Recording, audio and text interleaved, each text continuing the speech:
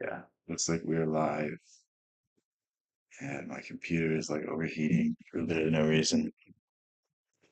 But yeah, today we're going to, I don't know, hopefully I get an hour. I'm exhausted. I have no idea why. It's like the worst feeling when you're tired and you have like no reason to be. And that's what I've felt for like the past like 3 months. So hopefully that ends soon. There's gonna be a lot less on my plate in the next like 2 weeks, so um it'll be good. It'll be a good, nice change for the foreseeable future. And yeah, getting through like a very tedious part of my life in the next few weeks. So I'm ecstatic on that. Why did that not? Okay, hold on. I need to change something real quick. Give me a second, my bad. For a reason, one of the settings didn't. Uh, okay. I don't know why this didn't update, but okay, here we go. But yeah, we are gonna do. Someone asked me to do a Ram Dass video. What's up, Zachariah? How's everything? Someone yesterday told me to watch Ram Dass, so that's the second video I have queued up. We'll try to go through both of these, but figured we'll go through Alan Watts first. To live for the future is an indefinite postponement of life. You go through in your education a whole series of steps. So what he's about to explain, I'm not going to give it away right away, but think of what you've done most of your life. Most of your life has been based off of a future, and thus you pushed off your happiness towards the future. And it's really quite a travesty because if you push everything off to the future, if you push all of your enjoyment off to the future, I don't like what's the point of that? Why are you going to make your day to day worse for the sake of a future goal? Because the minute you get it, you're not going to be happy. The minute you get it, it's going to be pushed off to something even better and even better and even better. And you're always chasing that high. You're always chasing that happiness, and it never comes. I'd like to order the Osho quote to go. We'll watch the Osho quote before I end it, I promise. Remind me if I'm gonna end it. I'll keep it on a few more minutes. I'm pretty good, Zachariah. How's everything with you? The word in Latin, gradus, means a step. So we have first grade, second grade, third grade, gradus, gradus, gradus, finally become a graduate. You've gone along the steps, but you're still doing it. So that when you become finally successful as the president of your corporation. So this is exactly what I was just saying. It's the idea that the moment you have something, you'll be happy. Truth is, you always want more. There's always more to do in this world, and that's the trap of it. Like nothing this world can give you will ever make you happy. The only thing that can make you happy is what you already have. The experience of life, the experience of being able to spend time doing things that you love, do things that uplift you. That's the idea here. You have a funny feeling of being cheated. You climbed the stairway and you got to the top, Sand and and there's Foam nowhere by else to Khalil go. Gibran. And since you've never been taught to live in the present, Dude, The Prophet is like still one of my favorite books ever. That was such a good book. The only person who can make a 5 minute video 1 hour long. The worst part is I speed them up too. Like I'm not watching at normal speed because if I watched at normal speed, it'd be even worse. you don't know how to. So an insurance salesman comes around and says, listen, I've got the very thing for you, a retirement program. Because when you're 65, you'll drop out of the system. And then you'll really be able to enjoy yourself, see, despite your prostate trouble, menopause, false teeth, and everything else. And the art of living in the eternal now is not taught in our educational system. And it's not taught because it's thought of as being feckless, irresponsible. It isn't irresponsible at all. It is everybody's duty, I could put it that way, to enjoy themselves. It's very weird to me that like we create this facade that we must focus on the bigger picture, the goals, the responsibilities, the roles we have. And the truth is like none of that stuff matters in the end. Any accomplishment, anything you ever do will eventually be forgotten. The moment everyone that remembers you die as well. So like why why put so much time and effort into things that truly have no hold on this world, truly have no effect? If I had 2 minutes to live, I would spend it in your stream because you make it last an hour. Because What's with the if you don't insults do today, that, you Ed? become a That's nuisance. crazy. You become aggressive, you become a robber, you become a thief, you become somebody who's trying to organize the rest of the world, that is to say, a power maniac, simply because you haven't learned the very simple, inexpensive art of living in the present moment. It really doesn't take an awful lot of energy to maintain a human life. If you really consider what you need to eat, what you need to wear, how much housing you have to have, it comes down to something quite simple. This is the entire point of the book Walden. The entire point of the book Walden is Thoreau goes out into the woods and lives off the bare minimum, and he can appreciate all he has. And this is the same idea that Alan Watts is talking about. It's the excess and chasing the excess that will forever keep us stuck, that will forever keep us in this loop of I have this thing, now I have to get the next thing. Oh, I got the next thing. Well, it's still not good enough. There's still something better. There's still some material thing in this world that I could show I have a little more status if I get. It's the never-ending rat race of chasing material things. And the simpler, the more you have the capacity to enjoy watching a raindrop crawl down a window. But if you watch a raindrop crawl down a window and you think, my, look at that, everybody says, you're crazy. You're watching a raindrop fall down a window. He gave it to you. That's not a good sign if someone thinks you're homeless. Ever thought about writing a book in the I have written a lot of stuff already, I'm not even gonna lie. It's just it's not in the format of a book. It's more in the format of like essays. I wonder if I compiled them, how long it would be, if it would be enough to publish it. But again, I don't feel like going through the process of like I don't know. I don't know if it'd even be worth it to like submit stuff to a publisher because it would just I feel like they just give me input and it would just be the stupidest thing ever. They'd be like, oh no, you have to make this more concrete so that we can sell this to middle America. It's like I don't care about that. You know what I mean? It's like I've already written the stuff. If you want to go find it, you can go find it. Go on my school. That's where everything is. That's where I write all my stuff.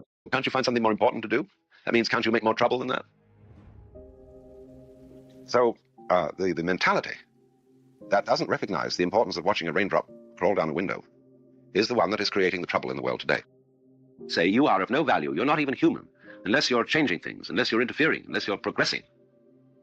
We confuse growing with progressing. Unless something is happening, a great operation, a new project is We can confuse growing with progressing. So what he's saying is we associate our physical and material gains with our spiritual gains. And the truth is like whatever you get in this world comes with something. If you get a higher paying job, you have more responsibilities. If you get a nicer car, well, it costs more money for the upkeep. Now you have to get insurance that costs like there's nothing in this world that comes for free. And it's only the mental and the spiritual things that we gain that are free and expand our lives without anything. And that's what he's saying. Like when you grow as an individual, when you grow as a person, when you grow in spirit, when you grow in compassion and capability to better handle the things in your life, that's the true measure of growth. going on, and you're busy with it. We say, well, you're lazy. You're good for nothing Why would because I you are say, not working for the future. Eddie, I have not done that. I'm sorry. But they say, if you're working for the future, you're quite mad. So they don't work for the future. Just like I was the gonna Chinese say coolie $100 right now works and long I'll enough do to it, make but some I don't money. want to. Then he It's not knocks even off worth work it. and he goes to the gambling joint. And he gambles.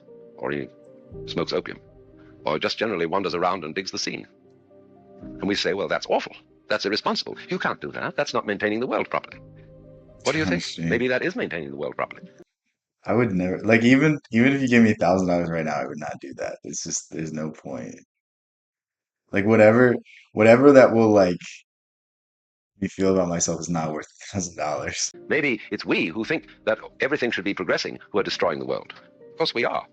By our Protestant ethic, by our notion of keeping everything in charge. It's true. We have a great initial success. We destroy diseases. We keep people alive. But on the end is the H bomb to get rid of it all entirely. So these non-political people are saying to us, the trouble with you is you don't know what you want. You have a future, which you're working for, but you're all wretch and no vomit. You're gonna dono 500. I'm still not do. I don't eat dairy. I don't have cheese in my apartment. You promised yourselves the I good also thing is don't going to happen. believe You keep you, Eddie, promising, 'cause you promising, never promising, donated promising. before. Even your So money is a promise. It says on the like, dollar bill I'm not gonna that run to the the Treasury of the store. United States will promise to pay a dollar. What are you going to I'm get very if you deliver this and say, skeptical. come on now? Like if someone said they were gonna give me $500 to do something stupid, are you gonna be like, yeah, think if your friends like do something really stupid that's not even that embarrassing, I'm gonna give you $500. You would you believe them? I don't. I want whatever it is that this dollar is. And they just can give you credit. Because it's paper, it's all symbolism. So all these myriads of so-called primitive people, like Amerindians, Mexican Indians, Africans, don't communicate with us. And we don't communicate with them because they don't want what we think is the desirable good society. Well, some of them do, of course. So in Japan, for example, the Japanese have been thoroughly conned into the idea that the Western way of life is a great thing. And so they are, by and large, frantic industrialists. And so So that's an important idea he just said. Like the more primitive people don't want to live the way we live. Like there's something to be said of like human progress, medicine, science, and all these things, but like it a lot of times comes at the expense of um a certain aspect of living, a certain aspect of what it means to be a human. Like it's very weird to me that like there's this idea that we should all go live in cities, we should all go live on top of each other and be completely erased from nature, be completely erased from our roots, be completely away from even the sound of running water. Like it's just it's very weird that this is seen as a good life. It's very weird that like never ending chasing of resources is the meaning and the purpose behind things. And you see this even with like a lot of religions. Like a lot of religions are obsessed with these ideas, are obsessed with the material, are obsessed with quote unquote good works, obsessed with converting souls. It's like I don't really get it. I don't want that, Eddie. What would I do with that? What possibly like what could that bring to my life that would make it better? Like I as a result, the cities of Nara, Osaka, Kobe are covered in smog. Tokyo is just a madhouse. They're getting it. So the whole point is, the future is an illusion. The basic ideas in Hindu cosmology, that in the course of time, so think about what you see as the future. Whatever you envision the future to be, it's John Lord level. You envision the future to be is not correct. It's an amalgamation of the past. It's what we assume to be true based off of what's happened till now, but that's just it's not the case. Because it's like anything, things are bound to change. Things are going to become different. Things are going to happen in ways that you couldn't imagine it. And it's our fixation on the future and a better future that stops us from being happy in the now, stops us from being happy in the present moment. you go through the series of yugas, or the epochs, and you begin with a great state of affairs, and it Why do you gradually want me to play that deteriorates. video so It's a bad? way of saying to people, in the course of time, things only fall apart. Therefore, get out of time. Get off the wheel of samsara, the rat race. So this underlies my idea of what I call the politics of diversion. Divert Western man from history, from the notion that he is in a historical process which is leading to something always better and better and better, but which in fact only leads to more and more destruction. Divert people from time by living a style of life. So this is the idea that human progress is linear. This is the idea that human progress is always better. And the truth is, there's a lot of inventions that have made lives worse. Think of social media. Social media, in theory, is a good idea, but in practice seems to bring out the worst of human nature, seems to bring out the group thing, seems to bring out the patrolling of speech, the demonizing of another opinion. And in essence, it should be the greatest thing that has ever happened to the idea for freedom of expression, the idea for freedom of speech. But it seems like we live in a time more now than ever that it's just kind of cornered the market. It's kind of pushed ideas into one or two solutions, and it's very unfortunate. I mean, we can point to a million other things. I mean, think of planes and cars and trains. Like it basically spread families across the world. You know what I mean? It's like it kept the close knit communities, and it kind of destroyed this idea of like you were going to grow up, you were going to build something with your family, you were going to have a farm, you're going to have a business. Now people can travel across the country freely. Now people can do all these things. And again, there's positive and benefits with it, but like where would this country be if like families just kept their wealth in the family, and there was more small businesses, and the wealth wasn't just ceded to large multinational corporations? Like, I mean, these are just ideas I'm coming up on the fly, but like there's a lot of things about the modern world that are worse about the more quote unquote primitive world. And don't get me wrong, there are great strides in certain areas when it comes to acceptance, when it comes to forgiveness, when it comes to not being as dogmatic with certain things, but I don't want your brother. which is timeless, and which is therefore more attractive than life devoted to time. That doesn't exclude our technological power. Part of the whole point of technology is that through technology, we have the power to obliterate poverty completely. But this must not be looked at in a historical way. While it is looked at in a historical way, it will not work. That is to say, the whole problem of money and the distribution of the wealth of the world as produced by technology is a psychological problem and not a material problem. I don't want him, Eddie. People are hypnotized with money, which is the symbol of wealth, as if it was something that was valuable in its own right. That's the confusing money with gold. When Ramakrishna said that one of the evils of the world was gold, he was, I think, perhaps unconsciously quite correct. There's a story that once upon a time, all the banks in the world got tired of shipping gold from country to country. And so they decided to open an office in an island in the Pacific where all the banks had their headquarters and all the gold was put together there, so that all they needed to do when they had to exchange some gold was to trundle it across the street. And operations proceeded beautifully for about 10 years. And then all the heads of the banks from the different countries came with their wives and their children to visit the island and have a great convention. And so they inspected the books and the transactions, and everything was in perfect order. At last the children said, "Daddy, want to see the gold?" So the bank president said to the managers, "Take our children down to the vaults so that they could see the gold." And so all those managers said, well, it's sort of difficult and a little problematic and it takes a lot of time. And the president said, well, don't be stupid. What's the matter? Can't they see the gold? It's gonna happen. I'm waiting. So they hummed and hawed and said, well, we're sorry to report that 7 years ago there was a disastrous subterranean earthquake and all the gold was swallowed up. But of course, we all knew how much we had at that time, and so we've kept the books accordingly. And I mean, it's a funny story, but it's kind of how the modern markets work. I mean, people say the stock market like it's a indicator of wealth, but really it's just people.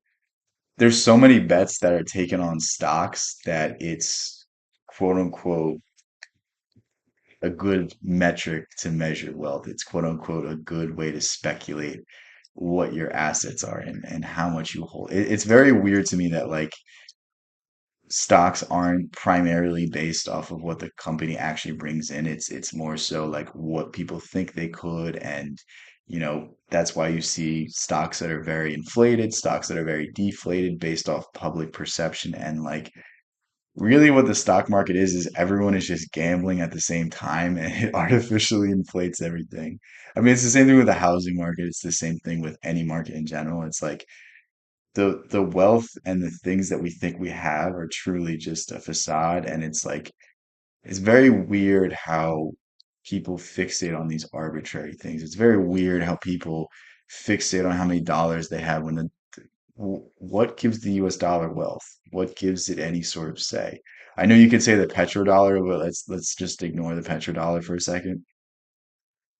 It's not backed by gold. It's not backed by anything.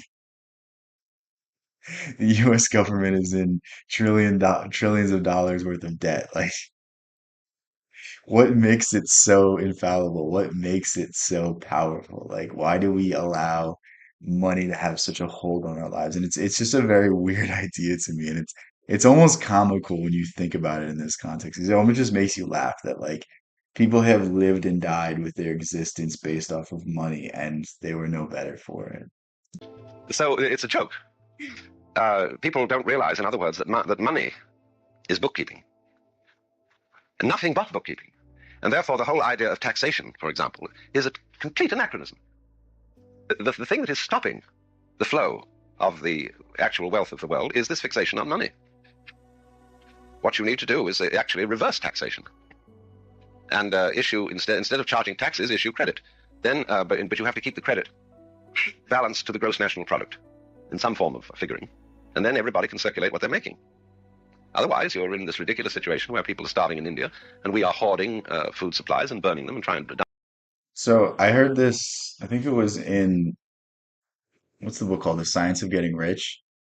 And Wallace D. Wattles is basically saying that like there's more supply of natural resources in this world, but it's the arbitrary constraints that are put on it by certain industries. Like if you look at the diamond industry, there's not a shortage of diamonds, but the prices keep going up simply because they control the supply of it. And it's the same thing with pretty much everything. Like there's not really a shortage of oil, not really running out of it. Maybe certain places are, but like now there's new technologies to extract oil. So like why are oil prices going up? It's really just because of lobbying. It's really because of these taxes. It's because of all of these things that go into oil. And it's a very weird idea that like there's scarcity of anything because like I just don't buy it. I buy that there's always more gold to be found. There's always more diamonds to be found. It's a weird idea that money's limited, that money is finite because I mean the system is just like artificially inflated as it is. Like what is the like it just seems to me that like there's a bottleneck somewhere. Dumping them in the ocean, which is sheer insanity. But it's all based on a psychological block about money. I So mean, if you want a good example of this, think of all the wealth that was created during World War II, World War One. Think of all the money that kind of just sprung up and the wealth that just occurred. I mean, even the Industrial Revolution, like you're telling me before the Industrial Revolution, there was as much production, there was as much free-flowing money. Like this value just kind of came from thin air, and it's this idea that I'm talking. So, this kind of psychological block is what in Indian philosophy would be called a Maya. It is an illusion, and it's the same kind of illusion as that of the future, of the idea that the future is when we're really going to live. And if that's the way you operate, when you get there, you're never going to be able to handle it because you still want a future ahead of you. You're a perpetual donkey with a carrot suspended from your collar on a rod like this, pursuing you.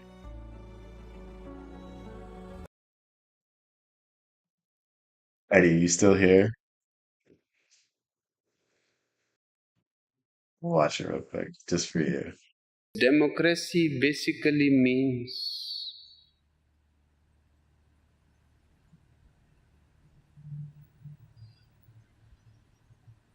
government by the people, of the people, for the people. But the people are retarded.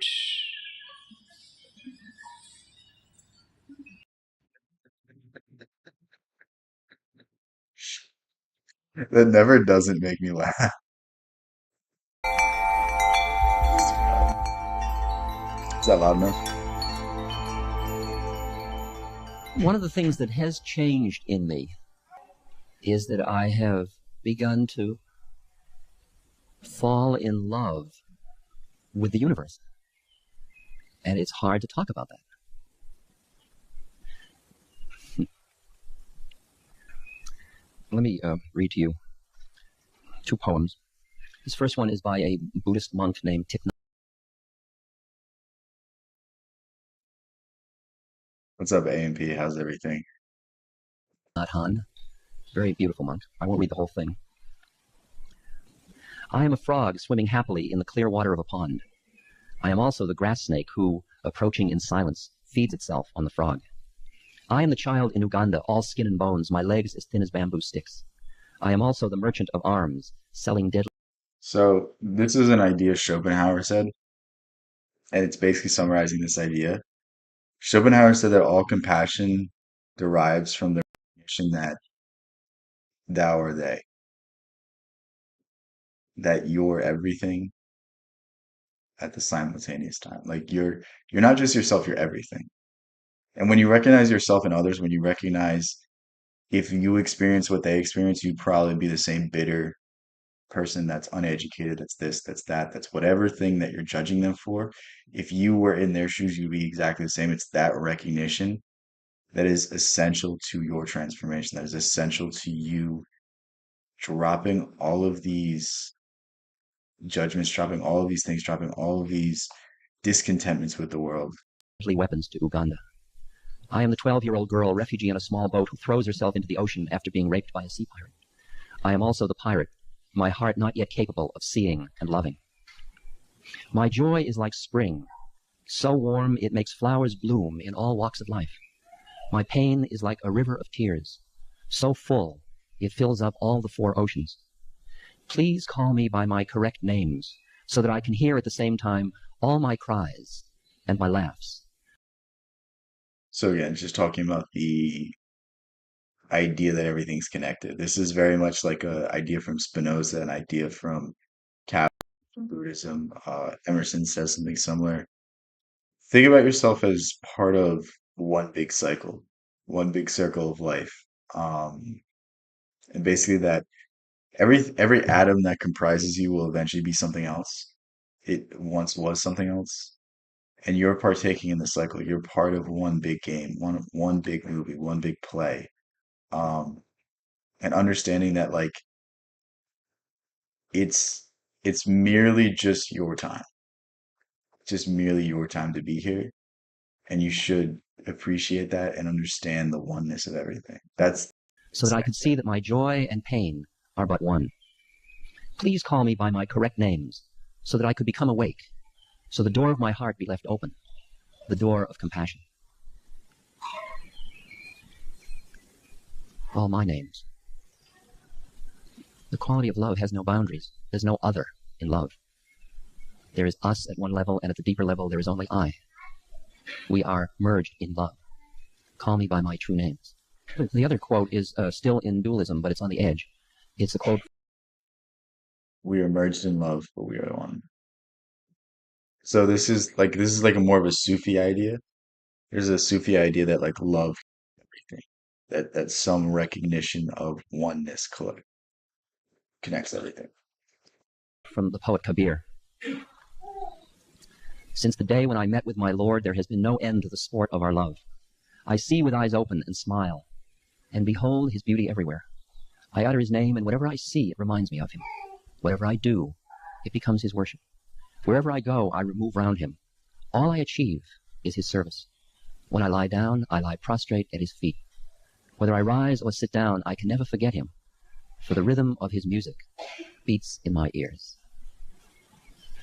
Now, So these ideas are very easy to understand when you think about it. To me, the easiest way to understand any ideas or to understand it in a Taoist context, I don't know why that's just the allegory that makes the most sense to me, but think of everything as going according to plan, everything happening for a reason. Everything is flowing and changing for a reason. in the states of awareness, where you see there is one, there are no boundaries, there are no separatenesses. And then as that one starts to come into form as separate, you look at the separate forms it has taken with a quality of awe and wonder when you're looking from there. When you're looking from the point between what's called the form and the formless, right at the edge, and you look down at form, or out at form, or up at form, I know there's no direction. You look at form, you see the absolute. So think about it like this. We're all comprised of atoms. We're all comprised of the same chemical compounds, but we're expressed in different forms. And it's an interesting idea because basically everything you see, everything you come in contact with, everything that you distrust and dislike is essentially you, just expressed in a different manner. And it's a very hard idea to overcome because you want to say that you're different, you want to say that you're special, you want to say that you're your own unique thing. But in fact, we all owe a duty to everything else. We all owe a duty to this world in general. And it's something that can be very uplifting because it's when you see everything externally as also yourself, then you treat it with that same reverence. This is the idea of treat everyone how you want to be treated. It's the golden rule. Awe, awful beauty of form. And you see, as Plato talks about it, the law, the law that you appreciate as what you call God oftentimes, is just all form in law. It's all lawfully related. It's called the Tao in Chinese, the way of things. It's the way in which all forms are related to all other forms. And you look and you see it's perfect. You can look in physics or chemistry or astronomy or astrology or psychology or music or wherever. And it's weird how these forms appear in different contexts. Like this is an ice, a snowflake. This is a universe or a galaxy. I'm not sure exactly. This is the human eye. This is I don't know what this is. This looks like some organic thing. I don't know, but it's weird how these patterns and these forms recur in everything. You look, you begin to see that forms are related all to all other forms, all in lawful ways. So like when you see images like this, it's hard to not put things in perspective. I was reading something interesting. It was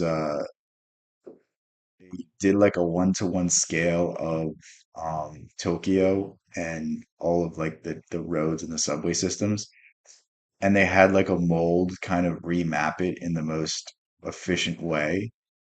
And then they basically proved that like the mold got to the things the fastest. I can't remember exactly how it was done, but I would look it up if you're interested in what I just said. It gets interesting when you get down to quarks and things like that, but everything above that looks pretty well. And there's an interesting term. When you look at the way in which those things are all lawfully related, you say, it's perfect. My guru in India used to say to me, Ramdas, don't you see it's all perfect? I'd say, perfect? Perfect? What about Bangladesh? What about... So think about it in this way. What he's saying right now, you might have an objection to, you might point to some injustice, you might point to something, but like perfect because there's balance. It's perfect because things are working on such a grand scale that you can't see exactly what's occurring, exactly what's happening. Like, um, think of any revolution. Like things have to go bad before people wake up and try to overthrow the government. Like things have to happen. Like everything is cause and effect. Everything is occurring at such a grand scale that you generally can't understand it. But when you take that bird's eye view, when you zoom out far enough, it makes total and complete and perfect sense. That's the Africa? What about tyranny? What about violence? What about greed? Oh, don't you see it's all perfect? Can't you step back for a moment from your humanity to see the way of things? Can't you see the way it's all lawfully unfolding? The question is, have you the courage to see what you're seeing? Or does it seem to take away your humanity?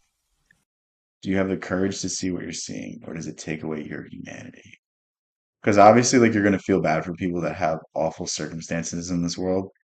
And say that things are happening for a reason almost seems like a selfish idea, but the truth is like there has to be balance. For someone to get rich, someone has to get poor. And it's not right, it's not proper. But someone took the steps, someone did the things to set up the situations where these things were occurring. And not saying things can't get better, but it's just the way of things. It's the way um, things just work. They kind of play out. Because when you look and you say it's all perfect, the problem is it's so impersonal. Somebody falls down in front of you and you say, karma. See, there's no warmth to it. But if you come down into your human heart, the pain is unbearable because there is so much suffering everywhere. And you look, and there's rape, and there's child molestation, and there's ecological insensitivity, and there's tyranny, and there's terrorism, and there's which one is it first? Starving the homeless. Who is it? Where does your heart go first? And what most people... This is something that like I find weird. It's like we can always point to all the bad in the world, but if there's bad, there must be good. Because speaking, like for there to be lightness, there has to be darkness. For there to be bad, there must also be good. And I think it's time we celebrate the good. I think it's time we celebrate the inverse of what we're being worked up about. Like everyone in this world can complain about how awful their lives are. Absolutely everyone in this world can tell you their problems and go on and on and on and on and on and on and like just tell you a billion things that didn't go right for them. But they can also do the exact same thing about things that went right. They can also find a little glimmer of hope, a slim thing that brightened their day, even just for a millisecond. And it's like, why don't we appreciate those things just as much as we appreciate the bad things, just as much as we fixate on the bad things? Because I'm telling you what, if you focused a lot more on the good things in your world, you would have nothing to complain about. It's literally that simple. Like if you don't believe me right now, get a sheet of paper and write down 5, 10, 20 things that make your life better. And really think about them. Really think about the people that mean something to you. Think about all your friends. Think about all your family members. Think about all your blessings. If you're in great health, talk about your great health. If you have a great hairline, talk about that. I can't. But like we all have things that we can appreciate. We all have things that people would die for. You have things right now that Elon Musk wants. You have things right now that Jeff Bezos or Warren Buffett or any rich and successful person wants. Like it's really just a matter of perspective, and it's a matter of how you view things and how you interpret them. And it's like if you're gonna fix it on the bad, you're gonna see more of it. If you fix it on the good, you're gonna see more of it. Start understanding this idea, and any moment you get sad, start thinking about the things that you appreciate. Start thinking about the things and being gracious because it's very hard to be gracious and unhappy. It's pretty much impossible. Okay. So the next time you're unhappy, start being gracious, and I'll tell you what, your mood's gonna get a whole lot better. People do is they close their heart down and they armor it to protect it from the immense amount of suffering. They armor it with their mind, with thoughts, with a web or a net or a veil of thought that armors the heart so that they don't get hurt and overwhelmed by the immensity of the suffering. Because you know how when your child hurts, you give anything. And the quality of the heart is the heart has no boundaries. My heart goes out to you is the expression. The heart will give. The heart doesn't know boundaries. The mind knows the boundaries. The heart says, here, take my automobile, take my apartment, take anything. And the mind saying, now, wait a minute, be reasonable. And there's an interesting dialogue that goes on with There's a idea that the mind has the answers, but the truth is the heart has the answers. The heart always knows much better. It's the intuitive ideas that redefine society. It's never the ideas of the mind. It's always the things that come spontaneously that change the world and change the way we view the world. All of Einstein's ideas were from his intuition. Tesla had an ability to imagine something in his mind and literally just copy it. The ideas would just pop into his head and he would just copy it onto the sheet of paper and boom, there are all his inventions. You're an Osho fan? Me too, me too.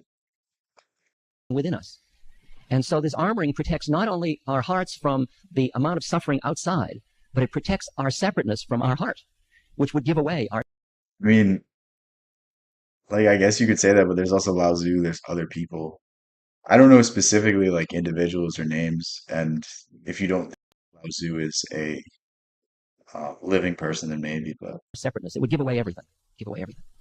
And so the interesting question is, how do you keep your heart open in hell?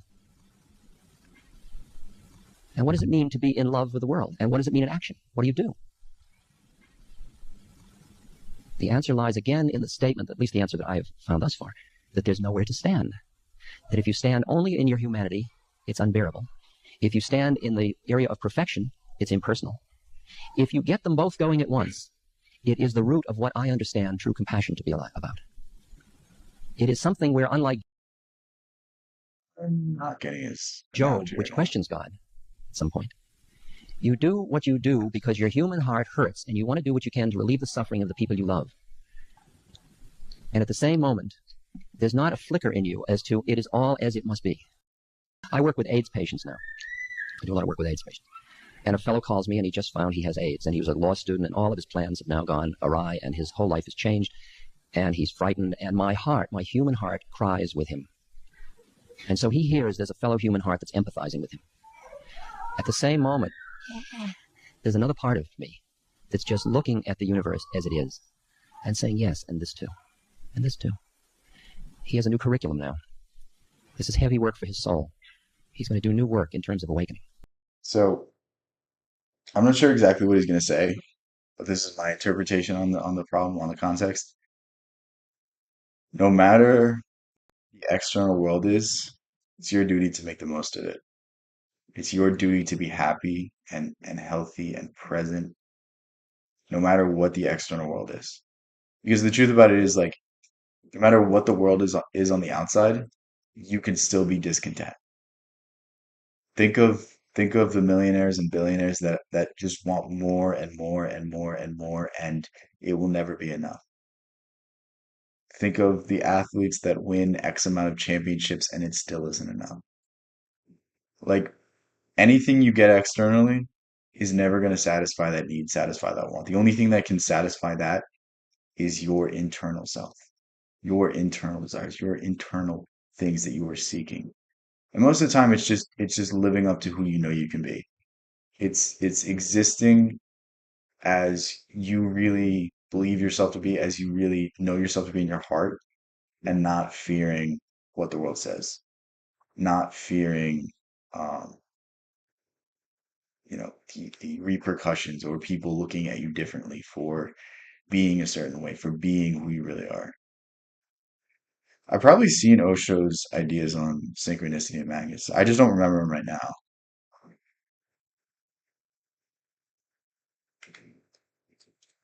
Living more that is. Because when you look at individuals from the level of soul or I'm not awareness gonna or lie, spiritual emptiness, when it comes to like history and facts about these people, I don't know this. I just know their ideas. Like I don't know anything about Nietzsche's life. I don't really know anything about Jung's life. And those two people I really love reading. I'm more so obsessed with the ideas. I'm kind of bad about that. you see the entire earth plane and all the personality and all the physical things and the death and sickness and illness and all of it. You see it all as the curriculum of the soul. When you look at it from the personality point of view, it's horrible. And it seems so unfair and suffering seems so cruel. And for you to hear the term suffering is grace, not that you would ask for it, but that when Suffering as grace means it's the ability to be happy during suffering, which is a gift. The ability to see the bigger picture. Like, um, I mean, think about it this way. Like, if something awful happens to you, then it means it didn't happen to someone else. Because that's like just the way it works. Like, if it didn't happen to you, it was bound to happen to someone else. So, like, you can at least take the solace that, like, you're experiencing it, not someone else that's more innocent, not someone else that, doesn't deserve it. it comes your way, you work with it. I don't know if that's the You right work with it example. as part of your spiritual journey of awakening. Because the only reason anybody suffers is because of the clinging of their mind. Starvation is just a certain set of pangs. The fact that you suffer when you starve is because of the mind's identification. There was a weird story. Oh, I wish I could remember where I read it or listened to it or heard it, but it was saying something along the lines of like, there's people that will try to fast for days and they'll die of starvation, and then there's people that fast for weeks and they're fine.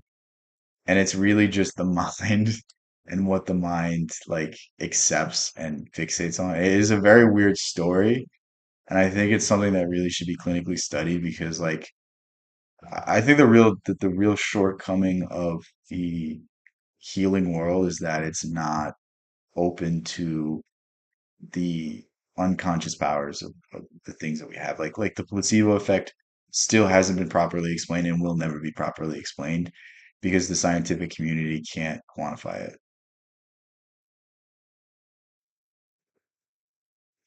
Yeah, that was one I was gonna pick up by Osho. Um, dude, he has so many things. See, the thing about Osho is like he has so many books that like I don't know if I'll ever be able to get to all of them. And like if I just covered Osho videos, I would like kind of get not that I would get bored of it. Like obviously it'd be interesting, but like I like to explore different concepts, different ideas and tie them all together. So it's like I could spend the rest of my life reading and studying Osho, or I could go and study other things. And to me, it's more interesting to study other things. Um, but I really do like a lot of his things.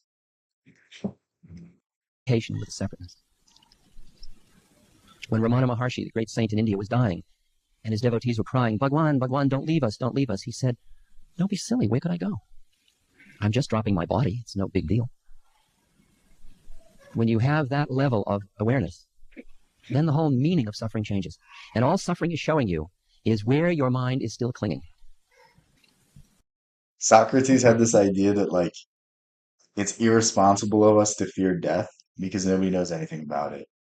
So the very fact that you're fearing death is like injustice, as death could be the greatest experience ever. Death could be pure bliss. And for you to approach it and be afraid of it is to deny the possibilities that it can grant you.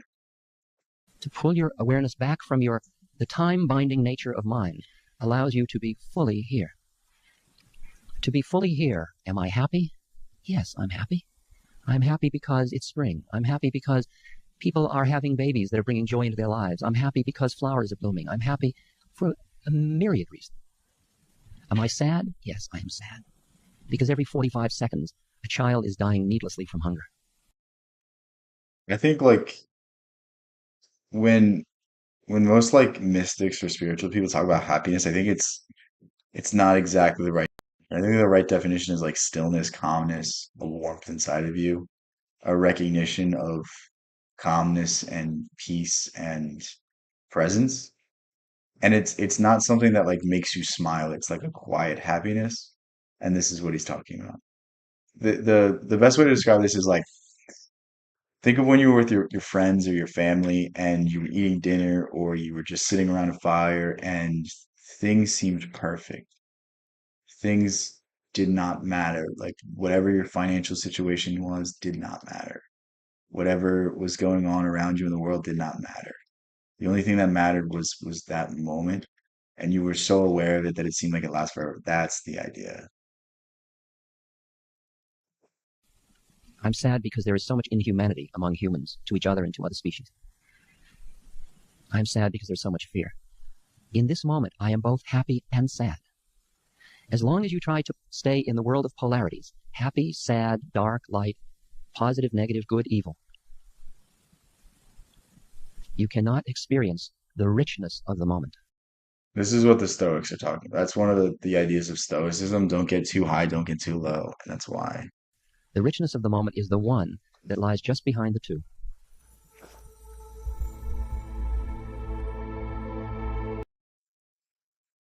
All right, let's see if there's another good video. Freedom of being nobody, breaking the cycle of addiction. Let's watch. When you're doing something like cooking, We must have started watching it, but we didn't get all the way through it.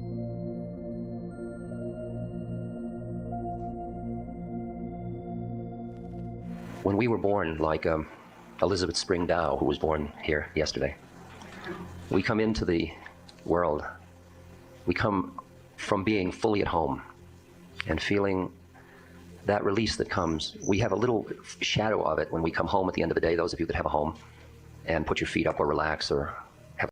So, what he's about to say is one of my favorite Osho ideas. It's that you're born whole, you're born perfect, and made imperfect in the world by society, by the people that tell you what to do and what not to do. So think of the things that are ingrained with you from a child. Like right now, my legs are like bouncing up and down, and literally, it's from my childhood when I was a kid, and my teachers told me to sit still.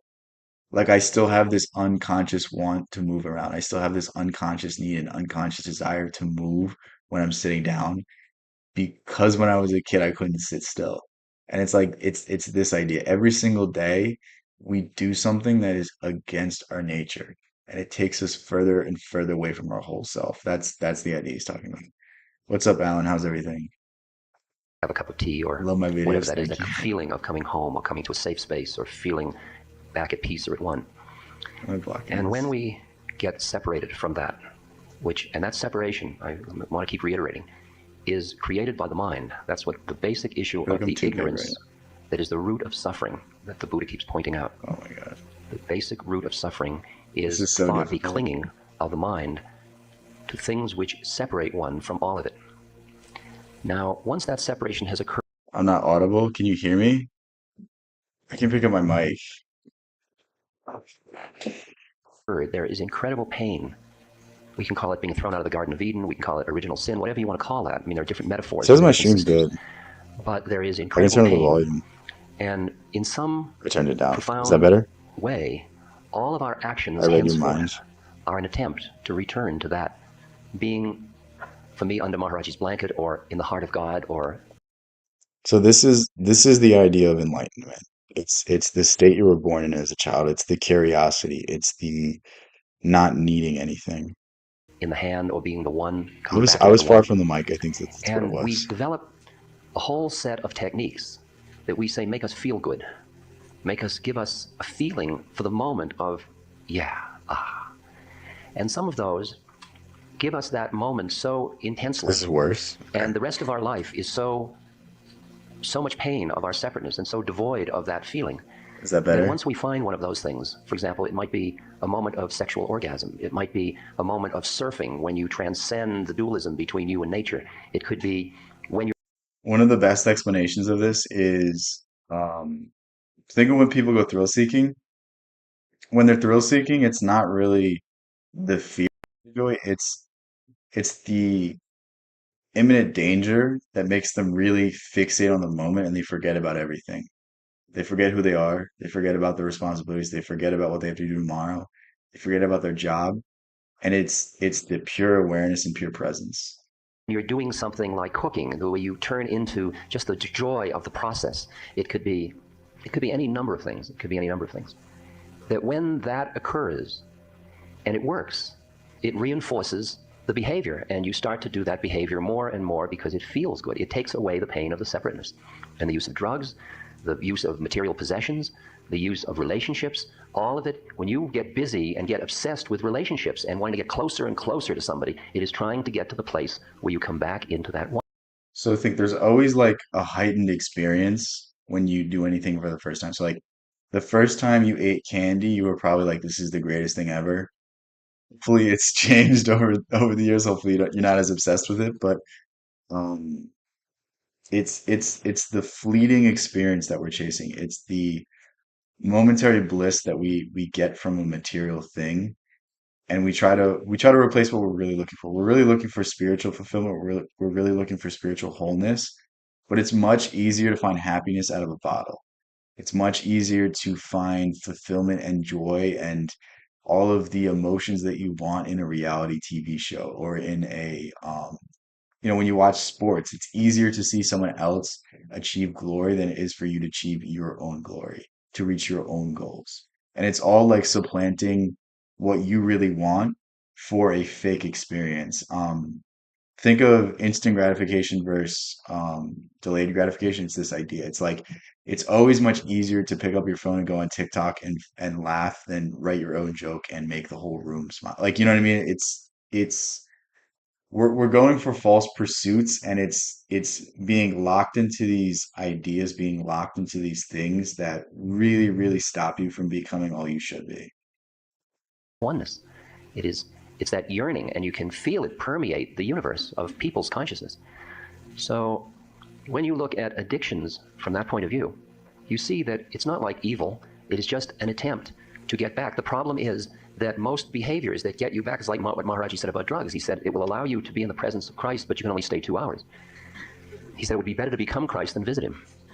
And that's what you find out with most addictive things, that they give you a short rush, but they don't allow you to remain at home. They just allow you the taste of it. And then the So I can't remember who said it. Actually, it was Freud who said it because I was literally about to cite Freud. I don't remember where I was reading it, but I was that basically people that do heroin, it's Freud believed that it was a want to return to your mother's womb because it's like the warmness and the need to not do anything and the like um pacifying of every aspect of your body that you're trying to return. It's an interesting idea. minute you get thrown out because you weren't wearing the wedding garment, the minute you go back to heaven but you can't stay because you didn't come in through the right way, you end up feeling like I did something wrong, I'm bad. And then that starts a reaction of mind, so that you come down, then you feel guilt, I must be bad, I should have done something else. Why didn't I do the practices that would have allowed me to stay there rather than the thing that's short term? Because you see your predicament. What happens? It's also the idea of think of it this way, like a lot of people when something bad happens in their life, they'll drink to forget about it, but because they forgot about it, they were so happy. Everything ebbs and flows. Everything has to go up and down. And this is perhaps one of the most disastrous ideas of addiction. Like once that release happens, once you're happy for whatever finite time, you're going to go below that level of happiness. You're going to be even more discontent than you were before. And now you're going to drink more. And then the same thing's going to happen. It's going to get worse. And then more. And then it's very weird. Let's talk with telepathy. is that the I don't know how to do that. the opportunity for the immediate gratification I is don't like I what's don't called want to in be able to do psychology that. the choice of the Dude, do you ever like you just like see yourself people watching and you're like, what the fuck is that person wearing? Not in like a mean way, but you're just questioning. Like, I don't want people to be able to know my thoughts. That's a loud car. Damn. Dude, I am 13 stories or 12 stories up, and it sounds like it's right next to my window. little candy bar now or the big candy bar later. And with little children, they'll always grab for the little candy bar now because they want what they can get now. They don't have any delay of gratification. And spiritual practices compared to having sex or compared to taking coke or something is more like delayed gratification versus immediate gratification. So So it would take years for you to get the same level of happiness from meditation that you can get with drinking, and that's why nobody does meditation. That's why like everyone and their mother like understands the basic idea of meditation, but nobody does it because it takes years to get good at it. Like I'm still not good at it. Sometimes I still struggle with it. And it's like it's something I've done every day for years. And it's like it's weird because it's something that doesn't take a lot of time, but it's something that takes a lot of effort. And we live in a world where nothing takes effort, where nothing takes focus, where the more passive you are, the more distracted you are, the more happy, the more you fit in, and it's a weird idea. so when you I start didn't to get your stand message, back and man. see your predicament and see what you're doing, there is a Whatever way you're of trying a to tell me, spiritual I perspective in didn't which you guess. begin with that slight bit of awareness to extricate yourself from the chain of reactivity that we're talking about.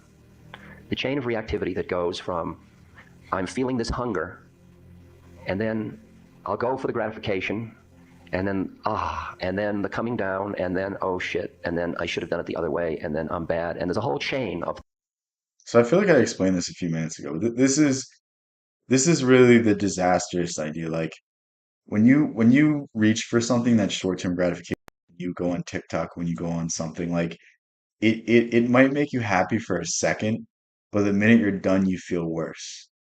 And most of the time when you feel worse, you don't supplant that with something better. You don't do that with an activity that's going to uplift you. You do it with another activity that's even worse. So think of people that drink, they eat junk food, watch TV. Like they do all these negative things. I'm not saying it's not bad, it's not okay to do every once in a while, but like it's the reliance on these things for happiness. It's the reliance on these means for like just to keep yourself going. And that's when it becomes destructive. It's just like what the Bible said about money. It's the love of money that's evil. It's the attachment, it's the fixation. It's like I don't judge people if they drink once in a while, but like it's another thing. I don't really judge people in general, but like it's another thing when you need to drink every night to basically keep functioning. And that's this idea. thoughts that go on. Every one of those is just keeping the whole process going. And as you develop the spaciousness, you start to look at where you can intervene in the process of the sequence that goes on. As the awareness gets deeper, you intervene at different places in the sequence. For example, the yearning, the hunger starts. And like for me, for example, I've had strong addictions to food. So that when I am feeling unloved, I'll eat and I'll get fat. It's a pattern. And then I'll hate myself, loathing because of my body and so on. And I'll go through it. Now I understand the psychodynamics of that at one level, but let's take it from this point of view of the mind. It seems like, especially in the US, like food is the one luxury everyone can have. So like it's something that everyone partakes in, and it's food is the most destructive things because you need it. And that's the worst part about it. It's like everyone needs to eat, so people just make the wrong choices. What do you think about that? Mind for a moment. The first place I began to intervene was when Manindra, my meditation teacher, said, Ramdas, don't you see that it's just old karma running off? And I began to break in at the point that after I had eaten too much to reduce my anxiety because my mother fed me food when I was upset, and I learned that pattern and all that stuff, I start to, instead of going into I'm no good and revulsion and all the sequence, I break the chain at that point, and then I just go back into my spiritual practices. Okay, instead of carrying out that whole sequence, I shortcut there. So think of the idea of karma. This is my favorite way to think about it. Everything you do echoes into eternity. So if you wrong someone, then that person will probably hurt someone else because you hurt them. And then you started a chain of pain. You started a chain of awful things. So the way you can overcome karma, the way you can overcome these forces, it's much like the crucifixion. It's much like the resurrection. You can take everything that everyone's done for you, purify it, turn it into inspiration, and bring that inspiration into something positive into the world. So like think of somebody that uses and channels their emotions through their art. They took all of the pain and hurt and suffering and made it something uplifting. I can't think of a good example of a book right now, but like Kafka. Kafka had a horrible life, but his stories inspired people to this day through his artistic expression. And it's like it's the ability to overcome our suffering. It's the ability to take on the sins of the world and make them something positive, make them a building block of becoming who you are, becoming the strong individual that you are, and moving forward. Because it does nothing for you to hold a grudge. It does nothing for you to linger on past trauma, past emotions, except make your own life worse. Do you think the core of the mind is built like an AI? No. I think human consciousness is so far beyond AI that like it's inexplicable. I think the mind, the way the normal mind works, is very similar to AI, but I don't think consciousness as a whole can ever be replicated by anything, let alone a computer. Okay, think about it this way. Science still can't explain exactly what consciousness is, exactly what the depths of consciousness are. It can't explain the placebo effect. It can't explain synchronicity. It can't explain a lot of more like parapsychology. And it's like I don't think AI can replicate that. And that's why I'm not really scared of AI. There's a lot of people saying that like AI is going to take everyone's jobs, but like the truth is all AI can do is give you like a Wikipedia page. It can't give you the depth of the ideas. It can't give you the connections. Like when I converse with AI, I'll like asking AI questions about books because I don't want to go research. I don't want to go read all of these things about an author. Like I just want to have like a quick contextual summary of what I'm confused about.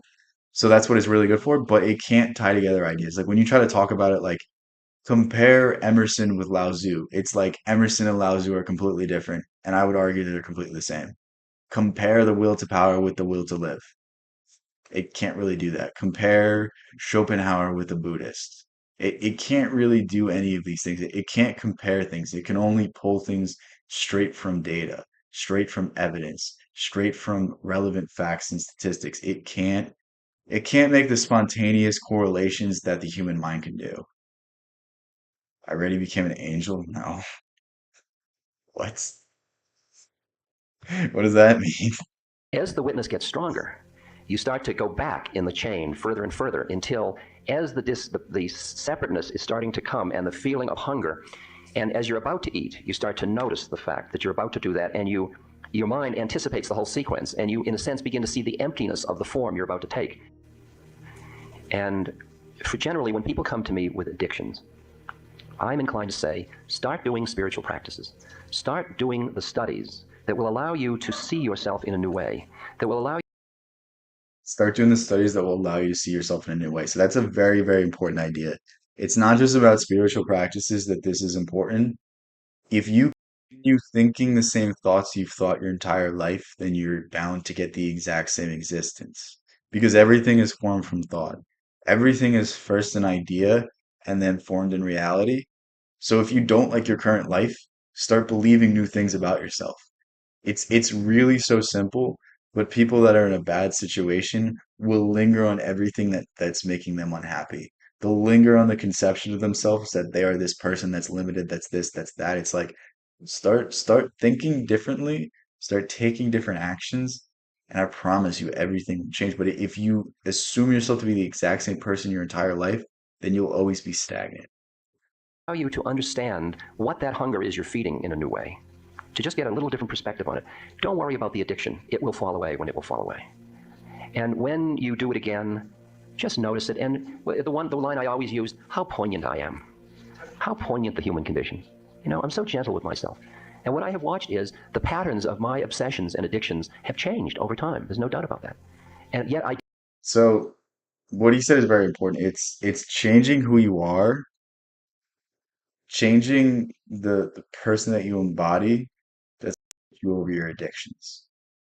It's the ability to recognize and be honest with your shortcomings, the things that you fail to do that allow you to overcome the things that you are subservient to.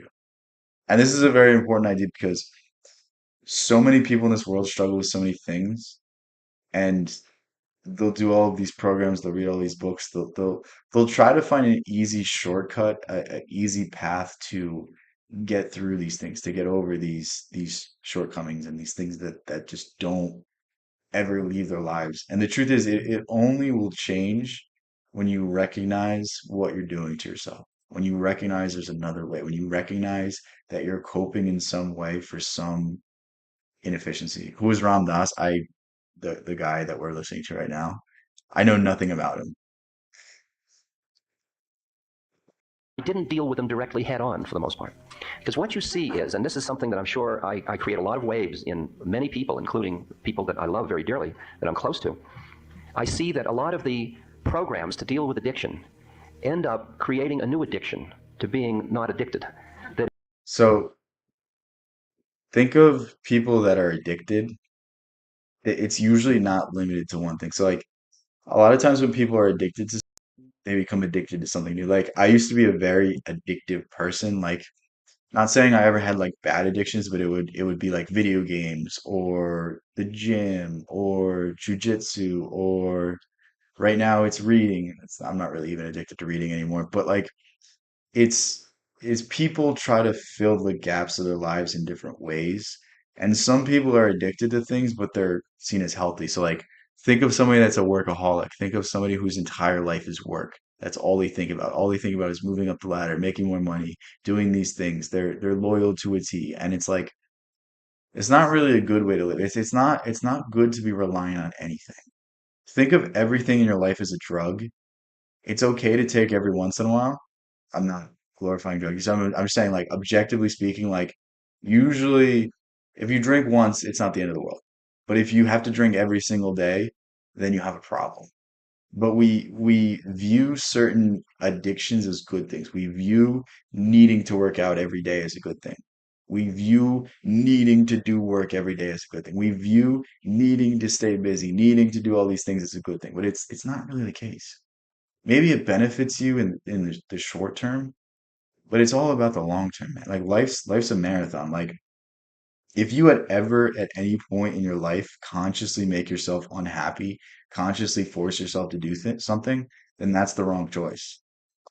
That is as bad as the addiction itself. That, I mean, when you meet somebody that says, I haven't smoked in 3 years, 2 months, 10 days, and 4 hours, you realize that their mind is as stuck as their mind was stuck in smoking. Maybe they won't die of cancer, but they'll probably die of uptightness. This is like the same thing as like the people that do like no fap. They'll be like, "Oh, my streak is this," and it's like, dude, I don't fucking care. Like, you're Brazil. I'm not Brazil. I mean, I'm being a little facetious, but in general, I'm saying that dealing with things that are, which you're caught in, the minute you start to stop them, you invest them in a way. And so my suggestion is that you just keep cultivating the practices. And every time you don't see, if I get up in the morning and I got up and I decided to stay in the dream state and not get up to do my sitting, that could start a whole. So this is the idea. Like what he's talking about really right now is an important idea because this is think of like relapsing. So there's like a common thing in um, addiction circles is like you never get better. Like you just kind of pick up where you left off. So like, even if you're sober for like 10 years, the moment you start again, um, you're immediately exactly where you used to be. And this is because you're still the same person. That's what he's saying. You're investing it, which is it's an interesting idea. Sequence of "you're no good, you'll never get to God." But in the time I'm saying "you're no good, you never get to God," I could have been doing mantra. And when I realized, and I began to sit in meditation and watch the sequence of my behavior, I saw that all my recriminations didn't help anything particularly. They weren't really functional, except trying to make me feel comfortable with myself. And the better thing would be the minute I notice that I've lost it or I've gotten caught, Not functional except trying to make me feel comfortable with myself.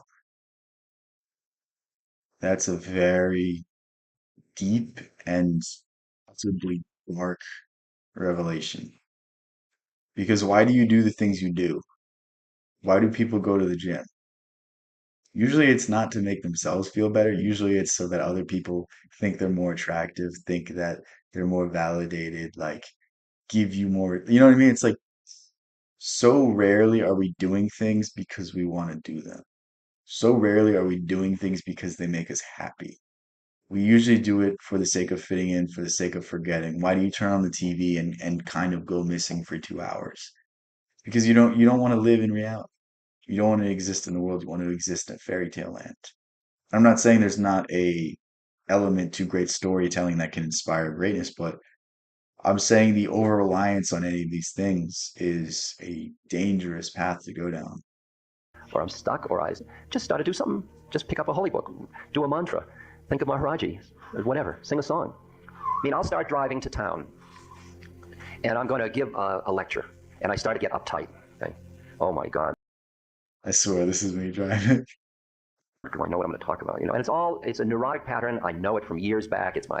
I mean, I can give you a whole psychodynamic storyline about what that's about. I look at it, I think, there it is.